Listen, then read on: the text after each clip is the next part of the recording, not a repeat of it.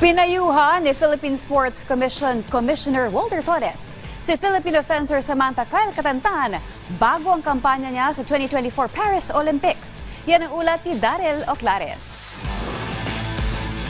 Sa kanyang pagtapak sa parating na 2024 Paris Olympics, karangalan at kasaysayan ang dala ng Filipina women's foil fencer na si Samantha Kyle Katantan. Siya lang naman ang kauna-unahang Filipina fencer na makapaglaro sa Summer Games at ang bumura sa 32-year drought ng Pilipinas sa larangan ng Olympic fencing. 1992 pa nang huling ibandera ang ating watawat sa naturang combat sport sa katauhan ng men's foil fencer at ngayon isa sa mga commissioner ng Philippine Sports Commission na si Walter Wawit Torres. Sa paniyam ng PDV Sports kay Torres kamakailan, sinabi niya na kumpiyansa siya na magandang performance ang ipapamalas ni Katantan sa Olimpiada.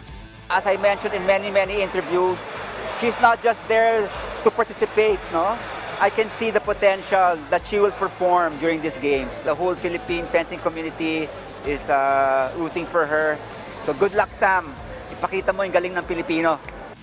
May ibinigay din na payo si Torres bago tahakin ni Katantan ng kanyang kampanya sa Paris Olympics. Just play the way you used to replay, especially the way you played during the Asia Oceania qualifying, because there in that qualifying event, you were up against the best and you were able to overcome them. You showed composure, confidence, and determination.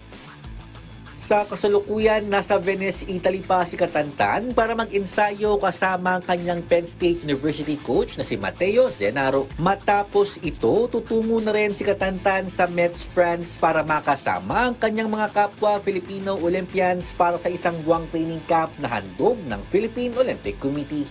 Daryl Oclares para sa Pambansang TV sa Bagong Pilipinas.